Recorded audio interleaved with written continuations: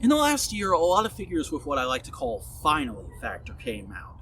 Those being toys that are of characters who have needed a good, modern, hyper-accurate, hyper-articulated action figure for a long time, but just haven't gotten it for one reason or another. And one of the best examples of that, in my opinion, is this guy. Transformers Studio Series 86 Ironhide, which is the first figure that I feel perfectly captures the G1 character at a retail price point. Before we get too far into it, just a quick heads up that I don't actually own a lot of the toys I'm going to be talking about in this video, but I do have hands-on experience with a lot of them, and I've watched countless toy reviews on YouTube over the years, so I feel like I have a good idea of most of the stuff I'm talking about. And if you want to change that, if you want my information to be a lot more accurate and for me to have a lot more in-hand samples, hey, go give me some support on Patreon, buy some merch, get me stuffing off my throne list. That'll help out and make me more financially capable of getting things like props for videos on a much shorter notice. In order to illustrate why, I think before I get into the figure itself, it's important to give a bit of a history lesson, because a lot of G1 Transformers looked very different in the toys and the cartoon, and that's because Transformers wasn't originally Transformers. It was a bunch of separate Japanese toy lines that all got kind of conglomerated together by Hasbro in the 80s. The line Ironhide came from was called Diaclone, and that was a line of figures of mostly piloted mechs that came with little tiny pilot figures. So, while in the cartoon, Ironhide looked like your standard boxy robot man, the actual toy looked a lot more like a utility vehicle, which is kind of understandable. The character designers for the cartoons were just trying to take these weird kind of abstract 70s robots and make them into an appealing shape for children of the 80s. But nevertheless, it created this false perception of what Ironhide is supposed to look like, and it stuck in a lot of kids' minds, so much so that when G1 style started to resurface in the early 2000s, Ironhide and Ratchet, who he shared a toy mold with, were mostly depicted as their cartoon selves, not the toys. And that led to Hasbro avoiding making new toys of them for a long time, because it was kind of hard to get those robot shapes out of the vans that the original toys turned into.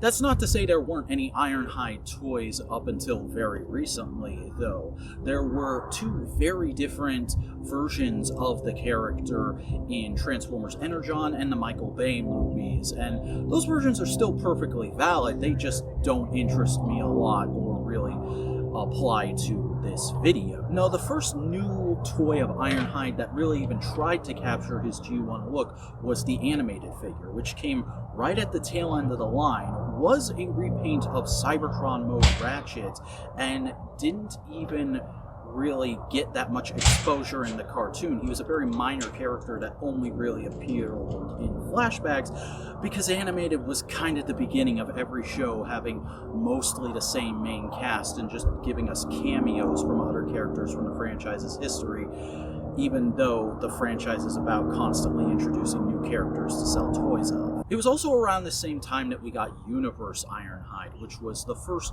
proper new go at the G1 character, and is one of the all-time great Transformer toy letdowns for good reason.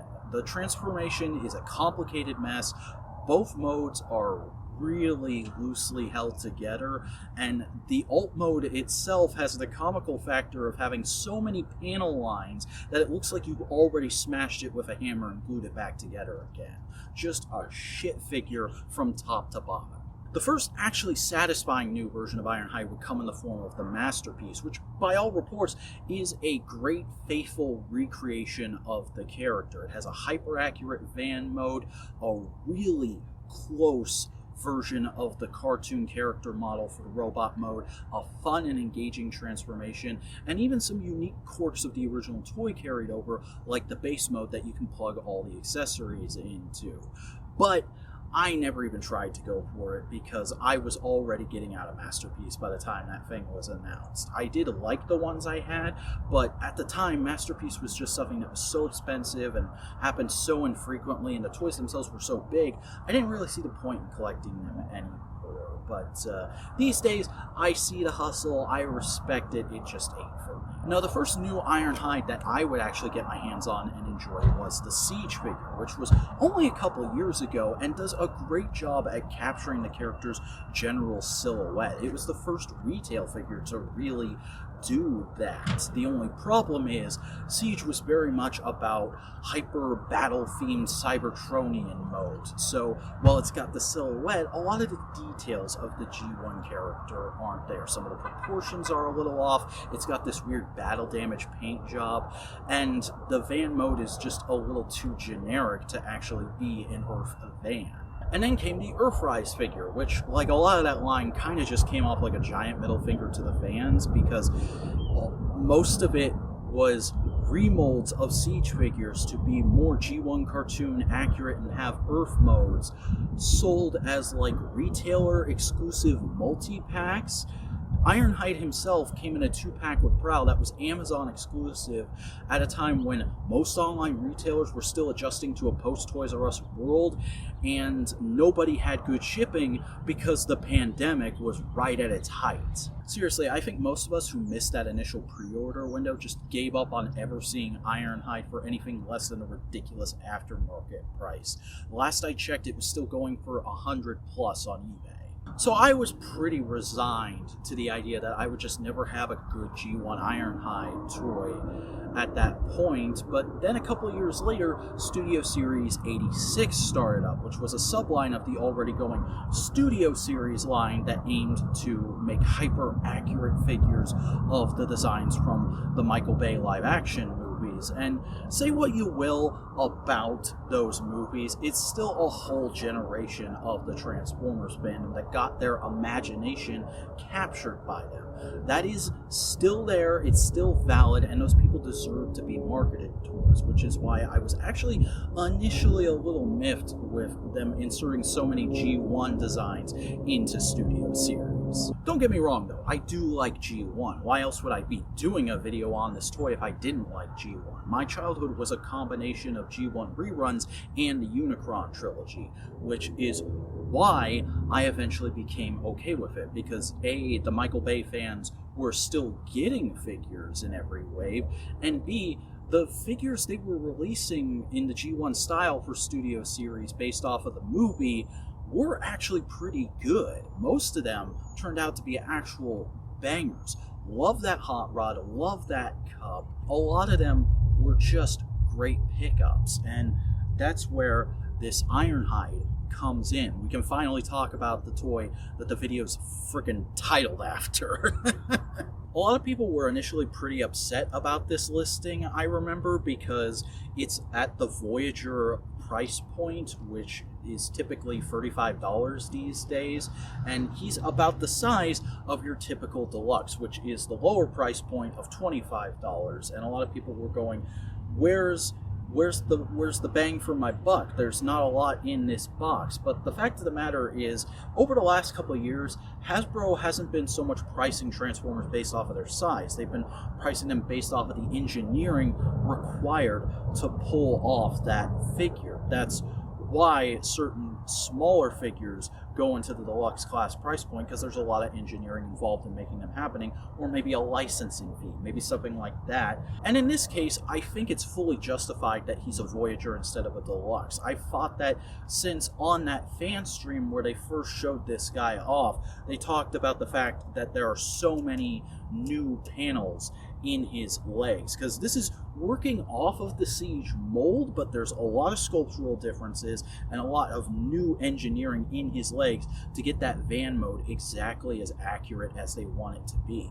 Don't get me wrong, it's weird that we don't have massive deluxes with lights and sounds and big chunky plastic anymore, but it's been a gradual road from there to here, and I've been able to adjust and just accept that that's the way things are now, especially when the toys we're getting still usually feel like they justify their price to me. Sorry, I got a little lost in that rant there. Let's get back to this guy, because he is great. I really love the general look of him. There's maybe a few inaccuracies here and there, and obviously there are some panel issues with the legs, but given that it's all in service of the transformation, I feel that the odd bit of kibble here and there, his slight backpack, all that is justified because the robot mode generally looks great. It really captures the look of the G1 guy, who's always low-key been one of my favorites. I actually enjoy that performance that Peter Cullen gave as him in the cartoon way more than Optimus, because yeah, there's a lot of cool nuance and whatnot going on with his Optimus Prime, but Peter Cullen's Ironhide just sounds like a goofy British person's interpretation of what a cowboy is supposed to sound like, which is made all the more hilarious when you realize that Peter Cullen is Canadian. So yeah, the sculpting's pretty great, but what about the articulation? Well, honestly, that's where my one major issue with this guy is, because for the transformation, he has this joint that tabs his waist together, and it is just loose as heck. I'm not even applying any effort here, and even if I just hold him, you can see that he'll just kind of friction off it. There's no real tab that holds it into place. The instructions say they're supposed to be, but I've never gotten that shit to click together, and that does really bug me. The rest of the articulation, though, is fantastic. He has just about every joint you could possibly want him to, including a waist swivel, so he can get into all kinds of great poses, firing these pistols that he shouldn't even really come with. He comes with these because, of course, he's eventually going to be repainted into Ratchet, and Ratchet uses these in the movies, but he has a totally different gun in that one scene where he gets gruesomely murdered by Megatron, so I don't know why he couldn't have come with that, or there couldn't have at least been a more character-specific accessory, like maybe something you plug onto his hands to make his water gun from the main cartoon series. I mean, don't get me wrong, that is a minor gripe, and these are fun pistols to pose with. It's just a bit odd that he doesn't have anything he can really call his own. The transformation's great fun, though, because even though it does get pretty complex, I really like how all the panels work in concert to create this great veneer of the G1 vehicle mode in a very similar way to the Earthrise Optimus Prime, sort of having this lasagna of plastic in his chest. Ironhide has a similar thing going on with the legs. And when you're done, you're left with this dead adorable little minivan mode that, yes, does have some ugly hinges on the side and is missing the iconic yellow stripe, but it's close enough, dang it. This is good enough for me because I've never really had this before, and having something that is so close just hits me in a place. Hits me in a place that all figures with a finally factor do, and that's why I feel comfortable giving it to this guy.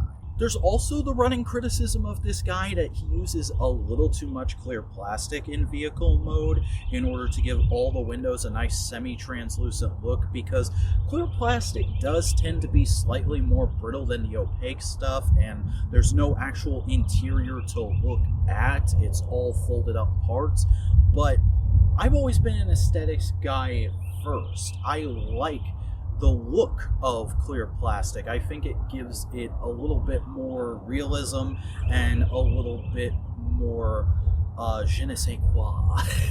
I mean, I know the windows were usually opaque in the cartoon, and this figure is supposed to be specifically based off of those, but like, it just works for me, man. It just looks nicer. And besides, if you're worried about the structural integrity of the figure, I haven't seen very many reports of this thing snapping apart, and mine is still perfectly fine. And even then, I just have a real hard time getting on the clear plastic is gonna break easier, it's bad because of that bandwagon, because, like, it's a toy.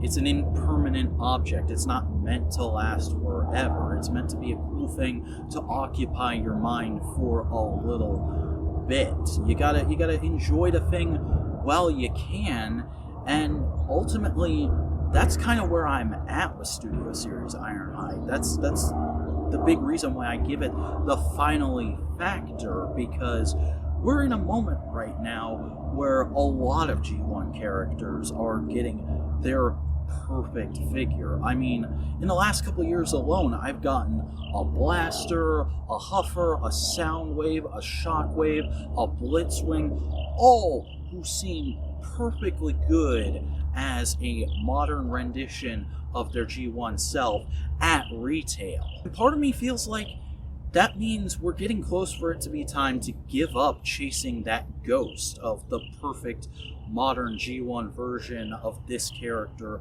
or that character. Most of that original Transformers audience is starting to hit their 50s. And it seems like Hasbro themselves are aware of that. We recently got a line that was G1 sharing the spotlight with Beast Wars. Like I said, Studio Series has been around catering to the Bayformer kids for a long time, and I myself am finally getting my due as a Unicron Trilogy fan with the upcoming Starscream hotshot and the Optimus that just leaked from Armada. Yes, I know about it. I knew about it before you. You don't need to keep sending me that article on Facebook. So yeah, I'm the Vacuuminator, and that's my take on Studio Series Ironhide. He's not perfect, but he's good enough. And while you never truly fail until you stop trying, sometimes when you get it good enough, that's a great time to stop trying. Take a break, focus on something else, recharge your batteries. Maybe come back to G1 in another 10, 15, 20 years when the people who grew up on the rehash of G1 are nostalgic for that. Let's see how that goes. That might be interesting. See you around.